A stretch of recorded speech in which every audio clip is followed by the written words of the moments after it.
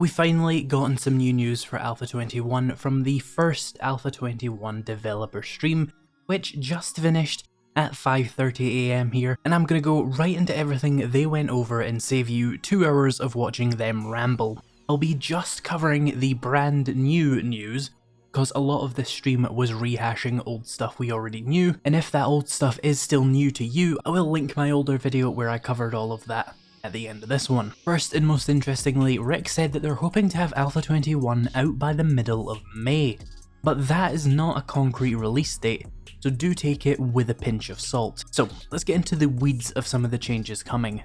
First and most interesting change I think is the new quest type coming called Infested Clear.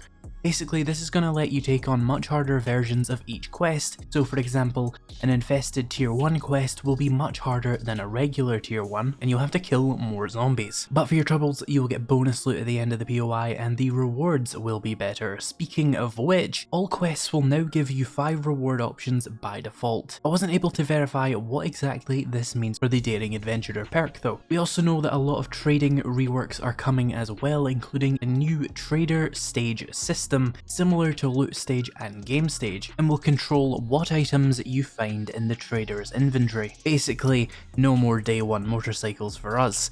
On top of that, the secret stash is just gone. Better Barter will now work by increasing your trader stage, and we can assume it will work similarly to how Lucky Looter works, with a percentage boost. We also know that the new trader stage system is going to nerf traders considerably, making it so that the stuff you can buy from them is only slightly better than what you're going to be finding in loot, rather than endgame items on day 1. So if you're finding tier 1 AK-47s in loot, you can expect to maybe find level 2 or 3 AK-47s at the trader. Speaking of whom, all the traders have new compounds, and apparently there is some new voice acting coming as well.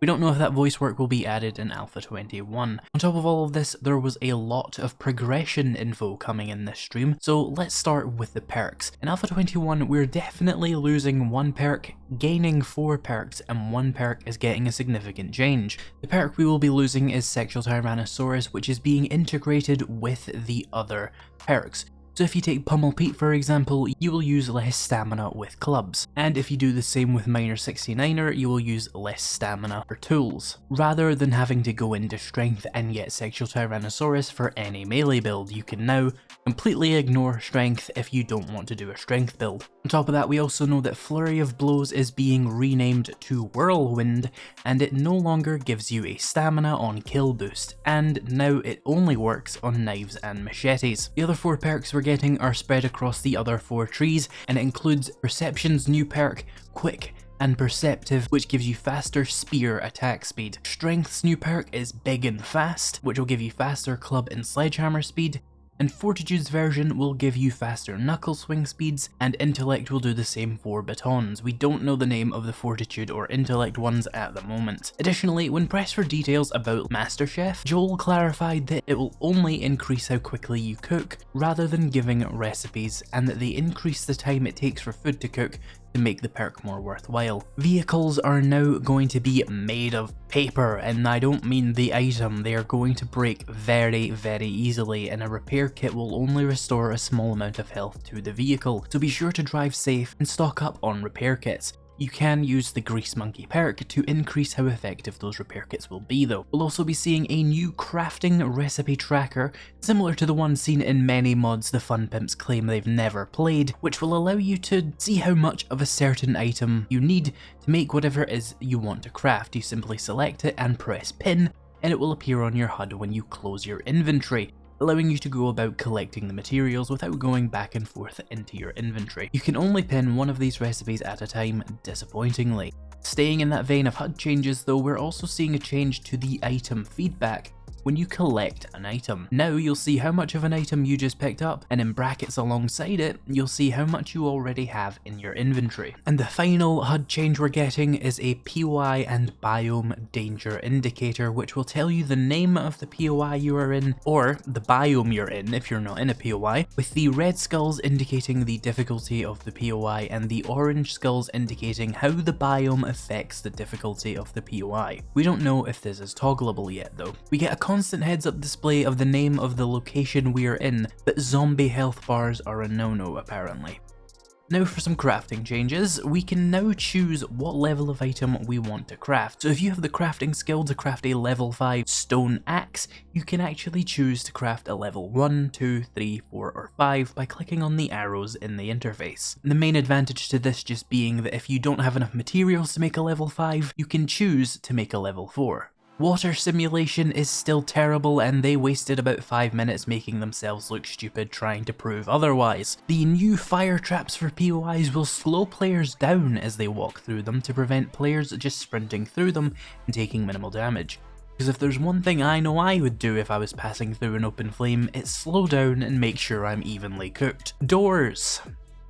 There's absolutely insane amounts of doors coming, including double doors. You can partially break them and shoot and hit through them to the other side as well. Vaguely related to doors are car doors, and this cop car door is locked, and for some reason, Lathan wanted to talk about the cop car, but he was told to move away from it by the other developers on the stream. So there's definitely something of interest about this locked cop car, but we don't currently know what it is other than it's locked. We're also getting insane amounts of new art. The artists are killing it as ever, and we're getting a lot of new good looking assets to find throughout POIs, including these wonderful looking crafting stations. We also saw several new POIs, with the most notable one by far, at least in my opinion, being the tier 5 prison, which genuinely looks very impressive, and I would really like to make a base there. Wandering hordes will now give you more loot bags, and zombie dogs and bears will now be able to drop loot bags as well. Those wandering hordes, by the way, will also be less frequent near horde night, which is nice. Taking perks will increase the amount of a particular item you find in loot and in trader inventories. For example, taking Pummel Pete will slightly increase the amount of clubs and club parts you find in loot and on sale at traders. It will also increase your chances of finding the associated skill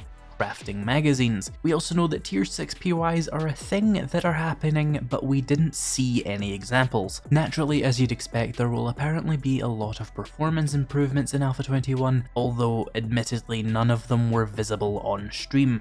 On top of all of this, there's also some changes coming to world generation, including improved road smoothing, improved country POI tiles, which should allow the game to generate better looking countryside towns, as well as apparently being 4 or 5 times faster than it was in previous updates, keeping in mind of course that the Alpha 20 world generator was already advertised as twice as fast as Alpha 19, so we're really getting optimized in how quickly you can generate a world. And the last thing you might want to know is that these dev streams are going to be happening a few more times until Alpha 21 is released, and to the dismay of many viewers, although it personally benefits me so I can't complain, the Alpha 21 streamer early access period is still happening this year. A few days before the public gets access to Alpha 21, streamers will be given early access to it so that they can make content and stream it during the weekend period. Oh, and I forgot we're getting a new menu screen. The next of the developer streams will be on Wednesday at 9 PM CST next week. It will once again likely be 3 hours of pretty unbearable viewing that can be distilled much more efficiently. So if you want that, subscribe for more. Now, if you've been paying attention to the news for 7 Days to Die so far, then you should be fully caught up to date and you can go about your day. If not, and you're just getting into 7 Days to Die, or you've not been keeping up with the news and you want an explanation of everything they covered in the dev stream that we already knew, why not click on this video here to get a summary of the other things they covered, which are pretty much already common knowledge among people who've been paying attention to the news. Might be annoying, but trust me, it's still faster than watching another 3 hours of dev streams or checking the forums every day for months. Thank you to my channel members and patrons for making this video possible, and thank you so much for watching, and I'll see you in the next video.